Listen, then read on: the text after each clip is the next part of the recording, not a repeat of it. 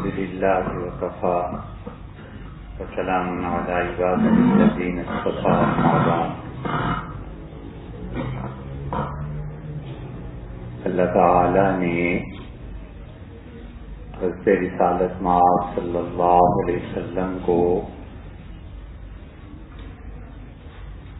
اپنی تقاریر سے پہلے جو خطبہ پڑھنے کا حکم فرمایا اس میں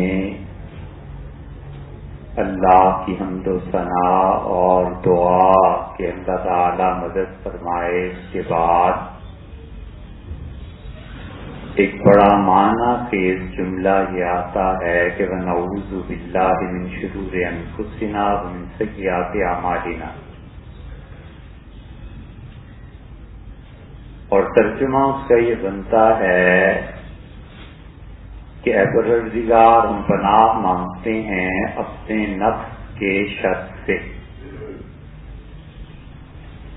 وَمِن سَيِّئَاتِ أَعْمَالِنَا، اور جو اعمال سیئہ برے اعمال ہم نے کیے ہیں ان کے نتائج سے،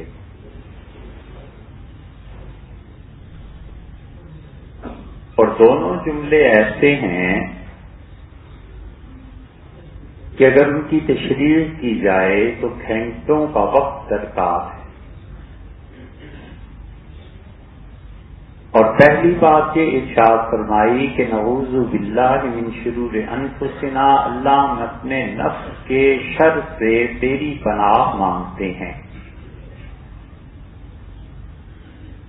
اور اللہ کی راہ سے ہٹانے والی دو قوتیں ہیں، ایک شیطان اور ایک انسان کا اپنا نفس. اور انسان کا اپنا نفس شیطان سے زیادہ قوی ہے. شیطان جتنا انسان کو گمراہ کرتا ہے اس سے کئی گنا، 100 اور 1000 گنا زیادہ انسان کا نفس اسے گمراہ کرتا ہے.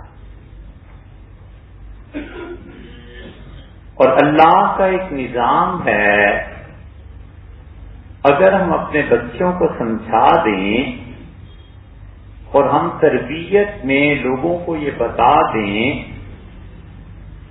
کہ ہر وہ گناہ جس کی کوئی دلیل نہیں ہے وہ نفس کا مکر ہے، اور ہر وہ گناہ جس کی دلیل اور جواز فراہم کرتا ہے انسان کا دماغ یا گفتگو وہ شیطان کی طرف سے ہے، تو مسئلہ بڑا آسان ہو جاتا ہے.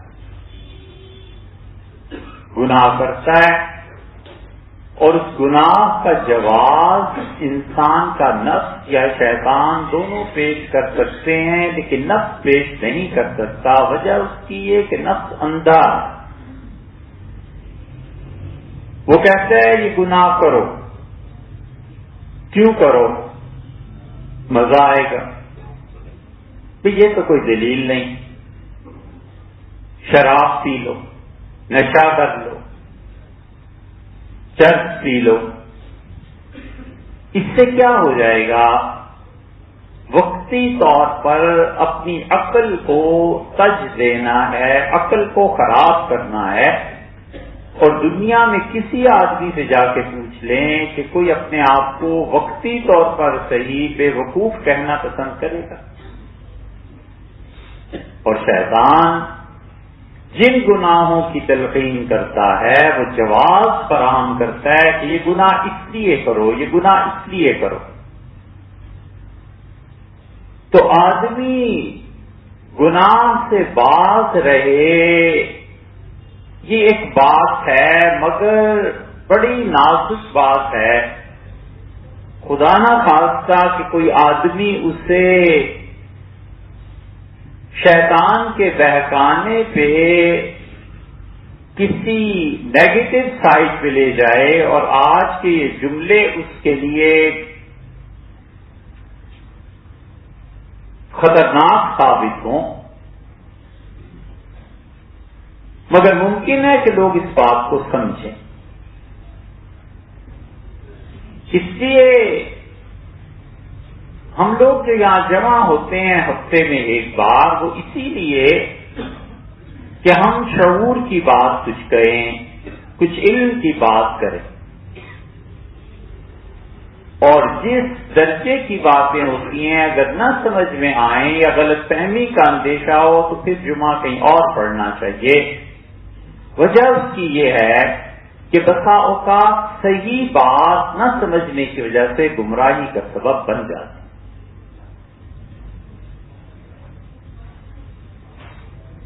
اور قیادت علماء انہیں چاہیے کہ لوگوں کو اپنے درجے پر لائیں۔ یہ کوئی طریقہ نہیں ہے کہ لوگ چونکہ ان پڑھ ہیں لہذا ہم بھی ان پڑھوں جیسی باتیں کریں، لوگوں کا لیول ٹھیک نہیں ہم بھی کیوں بھائی، وجہ لوگوں کو اس لیول پہ لانا چاہیے جہاں پر سوچ صحیح ہوتی ہے، اور صحیح سوچ یہ ہے کہ یہ خود گناہ جو ہے اس میں بھی حکمت ہے۔ یہ گناہ توبہ کی بھٹی میں جلتے ہیں اور انسان کو ترقی ملتی ہے۔ گوبر کتنا برا ہے، لیکن اس گوبر سے اپلے بنتے ہیں اور آگ پیدا ہوتی ہے۔ اللہ کی حکمت ہے اس بات میں کہ انسان گناہ کرتا ہے اور پھر رجوع کرتا ہے، توبہ کرتا ہے، تو گناہ بھی مشیت خداوندی کے خلاف نہیں ہے۔ وہ چاہتے ہیں کہ اچھا اس ذریعے سے بندہ آتا ہے، اسی ذریعے سے آتا ہے۔ اسی لیے قرآن کہتا ہے کہ میرے بندے تو ہیں وَلَا يَقْتُلُونَ النَّفْسَ الَّتِي حَرَّمَ اللَّهُ إِلَّا بِالْحَقِّ، کسی کو قتل نہیں کرتے جب تک کہ ہم اجازت نہ دیں۔ ولا یزنون، بدکاری نہیں کرتے۔ وَمَن يَفْعَلْ ذَلِكَ، لوگوں جو زنا کرے گا یلقى اثاما، وہ تو بہت بری حرکت کر گزرا، بہت بڑے گناہ میں پڑ گیا۔ الا من تاب، ہاں جس سے ایسی حرکت ہو جائے اور وہ توبہ کر لے اور اپنے پروردگار سے معافی مانگ لے، فَإِنَّهُ يَتُوبُ عَلَى اللَّهِ مَتَابًا، اللہ اپنے ایسے بندوں کی توبہ کو نہ صرف قبول کرتا ہے بلکہ قیامت کے دن يُبَدِّلُ اللَّهُ سَيِّئَاتِهِمْ حَسَنَاتٍ، ہم اپنے فرشتوں سے کہیں گے جتنے گناہ کیے ہیں اتنی نیکیاں دے دو۔ اللہ کی رحمت پہ بھروسہ کر کے گناہ کرنا بڑا خطرناک ہے۔ ایسے ہی ہے جیسے رسی مضبوط ہو اور اس پر بھروسہ کر کے کنویں میں چھلانگ لگا دے کہ چلو کوئی نکال لے گا، ہر مرتبہ ایسے نہیں ہوتا۔ اس لیے انسان کا نفس، اس کے مکر بہت زیادہ ہیں، مگر ہے اندھا، اس لیے دلیل نہیں دے سکتا۔ ایسی بوزی بات کرے گا کہ معمولی عقل والا بھی اس کی بات کو رد کر دے اور اللہ کی نافرمانی نہ کرے۔ نفس کا مکر ہے، اور نفس کے مکر اتنے زیادہ ہیں کہ انسان زندگی بھر سوچے تو اپنی کرتوتوں کی اطلاع ہوتی رہتی ہے۔ بظاہر نماز پڑھ رہا ہے، بڑے خشوع و خضوع سے پڑھ رہا ہے، اچھا پڑھ رہا ہے، صحیح ہو رہی ہے، لیکن وضو کے ساتھ پڑھ رہا ہے یا بغیر وضو کے محض کسی افسر کی اطاعت میں کھڑا ہو گیا۔ نفس کا مکر ہے، نفس کا مکر ہے کہ نیکی کے کام کرو تاکہ لوگوں میں تقدس کی شہرت ہو کہ بہت بڑا نیک آدمی ہے، بہت اچھا ہے۔ سیدنا ابو ہریرہ رضی اللہ عنہ اس حدیث کو سنا کے بوڑھے جب ہو گئے ایک مرتبہ تو بے ہوش ہی ہو گئے، کہنے لگے حضور صلی اللہ علیہ وسلم سے میں نے سنا، میں نے پوچھا اللہ کے رسول جہنم کا آغاز کس سے کیا جائے گا؟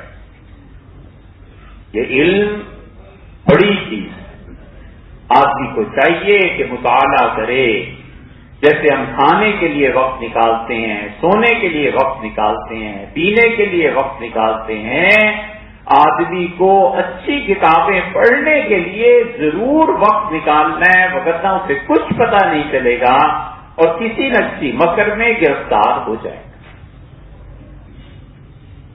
پڑھنے سے پتہ چلتا ہے کہ فرض کیا ہے،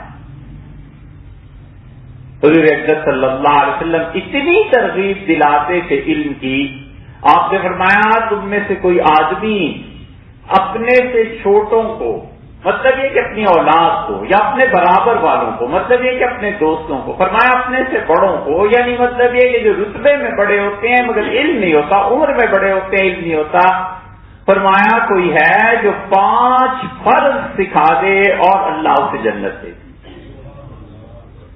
پھر فرمایا 4 فرض سکھا دو، پھر فرمایا 3، 2 اور 1 فرض سکھا دو، اپنے چھوٹوں کو، برابر والوں کو، بڑوں والوں کو، اور جنت میں چلے جاؤ گے۔ آپ نے فرمایا لوگوں کو سکھاؤ، لوگوں کو یہ تعلیم دینا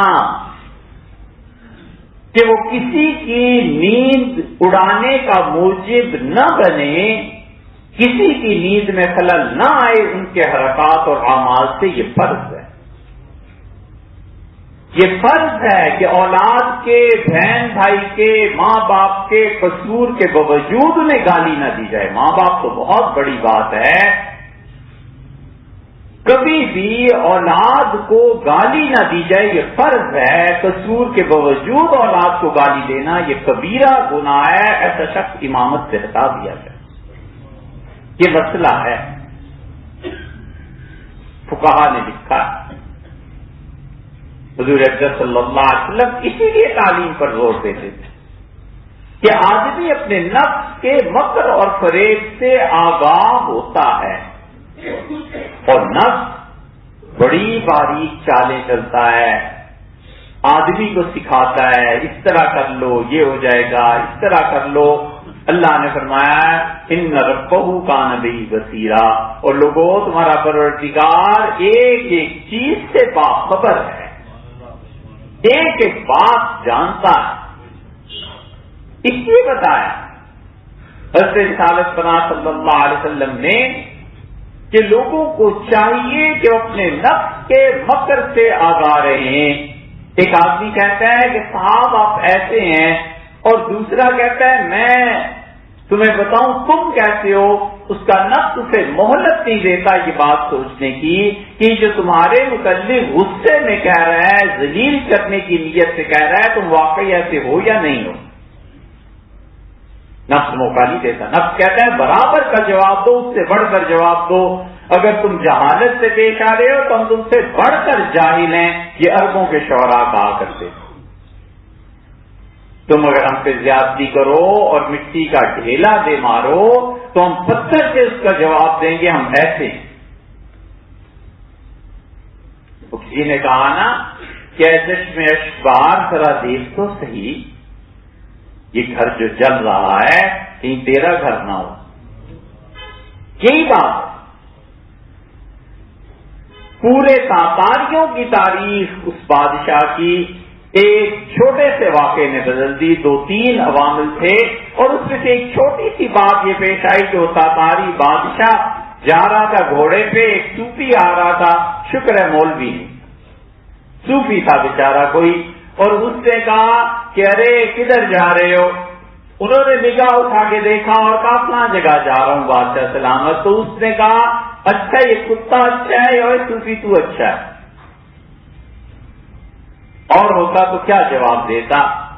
یہ جواب اس کی تقدیر کی تبدیلی کا سبب بن گیا۔ اس نے کہا کہ اللہ اگر قیامت میں بخش دیں تو میں اچھا، وگرنہ یہ کتا اچھا ہے، حساب تو نہیں ہوگا۔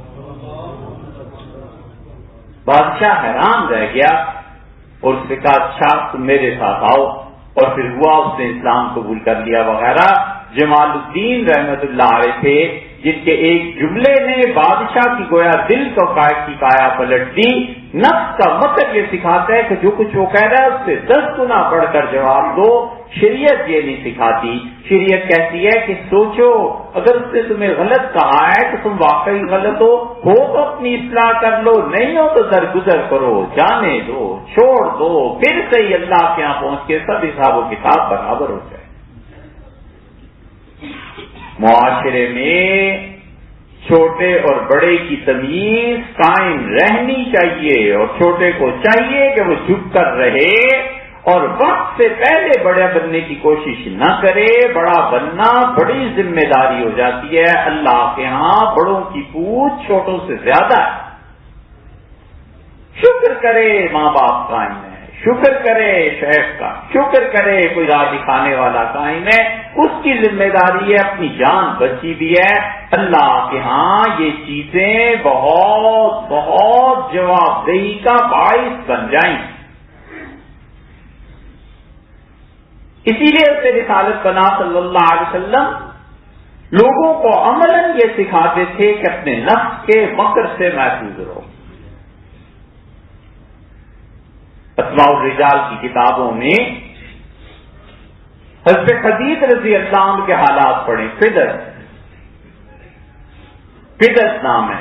خدیج کو خشک گوشت کو کہتے ہیں، اور فدرت کا مطلب ہے جو آدمی ڈسٹنگوش ہو، نمایاں ہو، کہ کوئی نہ کوئی اس میں خوبی پائی جاتی ہو، کوئی نہ کوئی چیز برائی کی نمایاں. چھوٹی سی عمر، بنو سلیم قبیلہ سلمی سے آئے اور حضور صلی اللہ علیہ وسلم کو دیکھا، مسلمان ہوئے اور بیعت کی، اور بڑی چھوٹی سی عمر تھی، شاید 19-20 برس کے رہے ہوں گے. کہا اللہ کے رسول آئندہ آؤں گا اور 1000 آدمی لے کے آؤں گا. فتح مکہ کا سال تھا اور وہ گیا فدر، اور اس نے اپنے قبیلے کے 900 آدمیوں کو 3 حصوں میں تقسیم کر کے تینوں کو کہا سرداروں کو کہ چلنا ہے اور حاضری دینی ضروری ہے. اللہ کو ایسے ہی منظور تھا، بخار آیا اور ان کا انتقال ہو. 900 آدمی حضور صلی اللہ علیہ وسلم کی خدمت میں جب پہنچے تو لوگ جو دیکھنے والے تھے انہوں نے کہا ہاں مکہ فتح ہو گیا، اب یہ پیسوں کے لیے آئے ہیں. حضور صلی اللہ علیہ وسلم نے یہ نہیں سوچا. گناہ کرنا بری بات ہے اور گناہ کو سوچنا اس سے بدتر ہے. نیکی کرنا اچھی بات ہے اور نیکی کو سوچنا اس سے بھی بہتر بات ہے. اس لیے کہ دماغ مینٹلٹی یہ بتاتی ہے کیا کرنا. غصے کو بے قابو ہو جانا، اپنے نفس کے مکر سے بے خوف ہو جانا، اور اپنے متعلق یہ تصور کہ ہم تو بخشے بخشائے، ہم پہ تو کوئی بات ہی نہیں ہے، جو عیب ہے تو دوسرے میں ہے، کہ قیامت میں بھگتنا پڑا تو بڑا مہنگا پڑے گا. لوگوں نے کہا پیسے کے لیے آ گئے.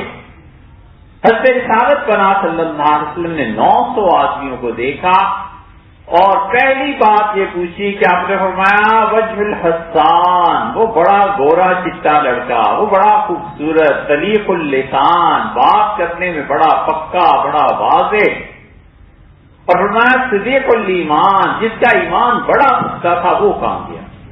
انہوں نے کیا اللہ کے رسول انتقال. سناٹے میں آ گئے، دعا فرمائی اور فرمایا کتنے؟ انہوں نے کہا اللہ کے رسول 900 ہیں. اور اس سے تو آپ نے حضور صلی اللہ علیہ وسلم کا یہ دعویٰ تھا نا، یہ حق تھا. کبھی محبت میں ایسے بھی ہوتا ہے، بالکل یہ نہیں سوچا کہ پیسے لینے آئے ہیں کیا کرنے. فرمایا نہیں بھائی تم تو 1000 آدمیوں نے آنا تھا، 900 تو مجھے قبول لیں، چلے جائیں. تو اللہ کے رسول 100 آدمی اپنے گھر بار کے لیے چھوڑے ہیں حفاظت کرنے کے لیے. آپ نے فرمایا اچھا بھائی حفاظت اللہ کی طرف سے ہو جائے گی. 100 کو بھی بلا. 1000 آدمی پورے ہوئے اور ایک ہی دن میں 1000 آدمی اسلام کو قبول کرے. اور رسول اللہ صلی اللہ علیہ وسلم ایسے خوش جیسے عید کا دن آ گیا ہے. قطعاً یہ بات ہی نہیں ہے کہ پیسے لینے آئے ہوں گے، یہ آیا ہوگا وہ آیا ہوگا. سرمایہ دار کا نفس اسے سکھاتا ہے کہ مولوی آیا ہے تو ضرور چندہ مانگے گا، اور مولوی صاحب کو سکھاتا ہے کہ صاحب جانا ہے صرف اس کے پاس جس کے پاس پیسہ ہے یا حکومت سے کوئی حصہ مل سکتا ہے تو اس کے ساتھ روابط بڑھانے ہیں، باقی کوئی کتنا ہی مخلص غریب آدمی ہے اس سے نہیں ہے. نفس کے مکر ہیں. اگر ہم اللہ کے دین کی خدمت کے لیے ہی ہیں اور خدا کا دین ہی سکھانا ہے تو ہم اپنے محلے میں لوگوں کو کیوں نہیں دیکھتے کہ کتنے بچے ہیں جو تعلیم کے بغیر ہیں، کتنے لوگ ہیں جو غریب ہیں، کتنے لوگ ہیں جو علاج نہیں کرا سکتے. ایک فرد کی حیثیت سے فرد کی اہمیت نہ رہی اور اس کی اہمیت رہی جو ہمارے منافع غیر سے وابستہ ہیں۔ محبتیں کوئی خالص تھوڑی ہو جاتی، محبت تو اپنے نفع سے ہوتی ہے جو غیر سے وابستہ ہے، محبت اس چیز سے ہوتی ہے جو غیر سے وابستہ ہے۔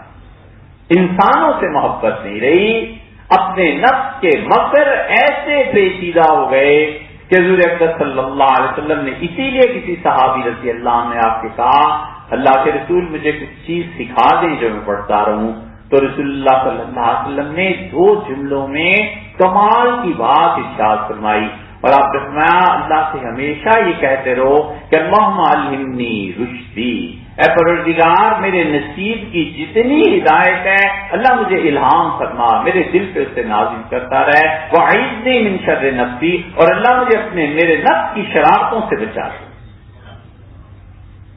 اس لیے نفس اس کی مہلت ہی نہیں دیتا، کوئی چھوٹا بڑا ہے، کہاں تمیز سے بات کرنی ہے، کہاں چپ رہنا ہے، کہاں بولنے کا مقام ہے۔ نتیجہ یہ نکلتا ہے کہ انسان تہذیب سے محروم رہ جاتا ہے اور انسان اپنی تربیت سے محروم رہ جاتا ہے، اور جس شخص کی تربیت نہیں ہوتی بسا اوقات جہنم کی آگ اس کی تربیت کرتی ہے، اور یہ بڑا مہنگا سودا ہے۔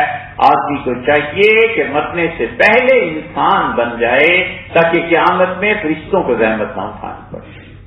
یہ ایک جملہ حضور صلی اللہ علیہ وسلم کا، اور دوسرا اللہ برے اعمال کے نتیجے سے تیری پناہ چاہتے ہیں، برے اعمال کے کیا نتائج نکلتے ہیں اس پہ انشاءاللہ آئندہ جمعے کو بات